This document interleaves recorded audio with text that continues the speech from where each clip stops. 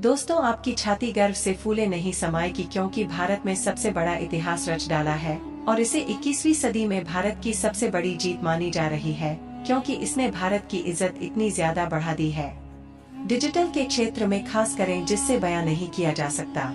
लेकिन यह इतिहास है, क्या यह जीत है? कौन सी? तो चलिए मैं आपकी सारी चीजें विस्तार से बताता हूँ।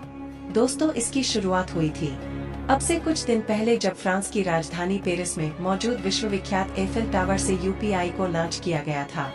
फ्रांस के अंदर है और पूरे यूरोप में फ्रांस पहला देश बना था जहां पर भारतीय यूपीआई को लॉन्च किया गया, लागू किया गया। और अब आप अगर एफिल टावर घूमने जाएंगे, पेरिस कभी ट्रिप पर जाएंगे और बड़ी है मजे से आपके पास जितने भी वॉलेट हैं, यह जिनसे आप पेमेंट करते हैं, इनका इस्तेमाल कर सकते हैं। आपको किसी क्रेडिट कार्ड जरूरत नहीं, किसी डेबिट कार्ड की जरूरत ही नहीं पड़ेगी। लेकिन बात सिर्फ वही तक सीमित नहीं है। दरअसल फ्रांस के साथ साथ ही नेपाल, श्रीलंका, ओमान, भूटान और मॉरिशस में इसे लागू कर दिया गया है। यह 7 देश है जहां पर इस वक्त आप यूपीआई का इस्तेमाल कर सकते हैं। लेकिन बस सिर्फ यही तक नहीं रुकती। दर्शन, सबसे बड़ी खुशखबरी यह है कि साउथ ईस्ट एशिया में यूपीआई जाने वाला है और बताया जा रहा है कि 20 से ज्यादा देश हैं जहां पर कुछ ही दिनों के अंदर यूपीआई लॉन्च हो जाएगा। कौन से हैं देश? Malaysia, Thailand, Philippines, Vietnam, Singapore, इसके अलावा Cambodia, south Korea, Japan, Taiwan, यहाँ तक कि हांगकांग। जी हाँ, चीन के कब्जे वाला हांगकांग में भी अब यूपीआई लॉन्च कर दिया जाएगा और इसी के साथ यूपीआई अब तैयार हो चुका है। वर्ल्ड पेमेंट सिस्टम को डोमिनेट करने के लिए आपको याद होगा कि दुनिया भर के जितने भी पेमेंट सिस्टम है, इस पर 2 है। इससे भारत को कितना फायदा होगा? आपको भी एक ऐसा फायदा। दरअसल आपको याद होगा, रूस यूक्रेन का युद्ध, उस समय अचानक से युद्ध के कुछ ही दिनों के बाद तमाम विदेशी कंपनियों ने रूस का बायकॉट कर दिया था और इस वजह से रूस को एक ऐसा नुकसान हुआ जिसके बारे में आप अंदाजा भी नहीं लगा सकते, ना ही इसकी चर्चा हुई ज्यादा। दर्शन, नुकसान यह था कि रूस में जितने भी डेबिट कार्ड थे, यह जितने क्रेडिट कार्ड थे, जिनके इस्तेमाल से आप एटीएम से पैसे निकालते थे, या फिर आपने शॉपिंग करने जा रहे हो, या फिर आप खाना भी खाने जा रहे हो रेस्टोरेंट में, तो वहाँ पर वेट करना होता है। तो इन सभी के लिए क्या इस्तेमाल होता है? कार्ड। और यह कौन कौन से होते थे? या तो मास्टर कार्ड या वीजा कार्ड। लेकिन अमेरिका ने इनका एक्सेस बंद कर दिया था, क्योंकि अमेरिकी कंपनियां थी।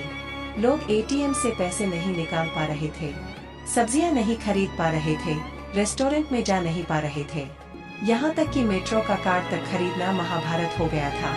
लेकिन सोच कर चली, अगर उनके पास रूप है या यूपीआई का सिस्टम होता तो किसी देश पर निर्भर नहीं होते। वह 2 मिनट में लात मारकर अमेरिकी कंपनियों को अपने देश से बाहर निकालते, वह संकट में नहीं फंसते। लेकिन अब आप कहोगे कि यूपीआई और रुपए, यह तो हमने अपने लिए बनाया है, खुद का सिस्टम, ताकि हम किसी दूसरे देश के कंपनियों पर निर्भर न रहे पेमेंट सिस्टम के लिए। तो फिर हम इसे दूसरे देशों में लॉन्च क्यों कर रहे हैं? तो 2 कारण हैं। पहला यह कि हम जो यह ग्लोबल डोमिनेंस है, वीजा, मास्टर कार्ड की, इसे तोड़ना चाहते हैं और जो यह पेमेंट मार्केट है, इस पर कब्जा करना चाहते हैं। हम दुनिया को एक ऑप्शन देना चाहते हैं कि अमेरिकी कंपनियों के अलावा भारतीय कंपनी भी एक मौजूद है, यूपीआई और रुपए, जिसका इस्तेमाल आप कर सकते, डिप्लोमेटिक एडवांटेज ले सकते हैं। जब एक छोटा देश पेमेंट सिस्टम के लिए हम पर निर्भर हो जाएगा, तो हम इसका इस्तेमाल कर सकते हैं उस देश को अपने फेवर में निर्णय लेने के लिए। तीसरा बड़ा फायदा होगा कि भारत का वह वर्ग जो लगातार विदेश घूमता है या विदेश में अपना काम करता है, वह अभी यूपीआई और रुपए का इस्तेमाल नहीं करता, क्योंकि विदेशों में इसका कोई यूज नहीं है और न ही यह सुविधा विदेशों में उपलब्ध है। और वही वर्ग है जो सबसे ज्यादा पैसा खर्च करता है।